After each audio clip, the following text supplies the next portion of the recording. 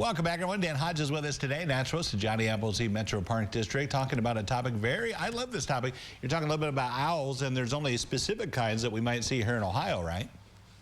Yeah, so it's the wise owl and the night owl. Those are the two owls that you can... I'm just kidding, Jeff. Of course, we have more owls than that. You can find 8 different species of owls here in Ohio. The 3 main ones, though, the ones that breed here, that are here year-round, these are our familiar friends. Those are these 3 owls right here. We've got the great horned owl. That's the big one. We've got the barred owl down here. And we've got the eastern screech owl, which is small. So it's almost like these 3 tiers of owls almost. The great horn being the biggest. And really, it's a true master of the skies. This owl right here is ferocious, really. And there's really no predator for the great horned owl. The great horned owl eats whatever it can, well, really whatever it can catch. And it'll commandeer nests, including nests of the bald eagle, right? So it'll take anything it wants, wherever it wants. This great big owl with this nice white patch on the throat. It's the typical hoot owl, Jeff. This is the owl that says who, right? This is the one that says whoo, whoo, whoo. Here it is. I don't know if you can hear that very well. Let me try that again.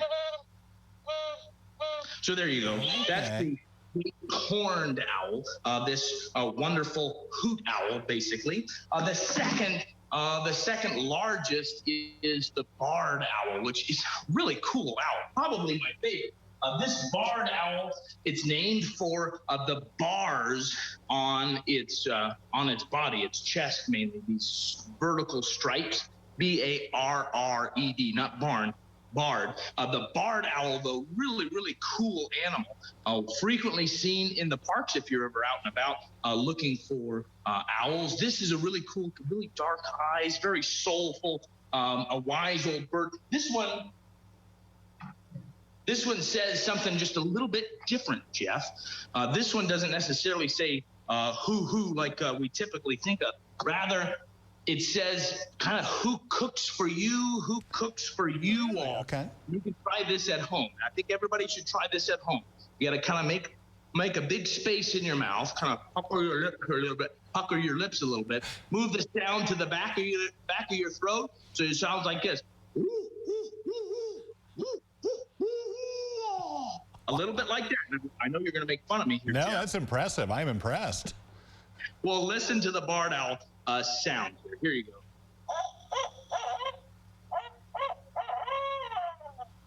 You can kind of get an idea. This doesn't say who. It's got a little poetry. Yeah, Jeff, that's impressive. Now I'm assuming the screech owl. If we hear that guy, he's just going to scare us to death with what he's doing, right? You're close. Here, I've got the screech owl for you here. This one, much smaller. This is actually a really common owl in Ohio, probably the most common. It's just pretty seldomly seen because he hides really well. He doesn't want you to see him, and of course, he comes out at night. The eastern screech owl sounds very different. Doesn't say who at all. Check out the eastern screech owl here. Oh my gosh. That is it sounds literally like someone screaming. Yeah, a little bit. Yeah. And so there's different owls. Different owls say different sounds. Different owls, of course, the larger ones are going after larger prey, and the smaller ones are going after smaller animals. For the most part, they're eating rodents. They're using these great big, strong talons to catch their prey. And these talons have the ability to actually kind of shift the fingers so that they can catch a wide surface area of space because they're hunting at night. So they see very well, they hear incredibly well, and their ears are asymmetrical on their head so they can pinpoint sound with remarkable accuracy. So these owls are listening and they're watching, they're using these great big talons, and their wings too, Jack.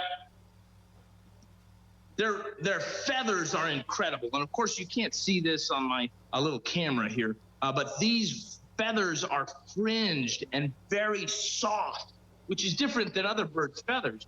And their softness and that fringe on the edge helps dampen the sound as they move through the air. When these animals fly, they can't fly very fast, but they can fly nearly silently. That combined with incredible hearing and vision and great big talons makes for a pretty fearsome nighttime animal if you're about this big. Yeah, that's right. Yeah. If you're a mouse, you're in trouble. That is fascinating stuff. Dan, thank you so much for telling us about it. Very good.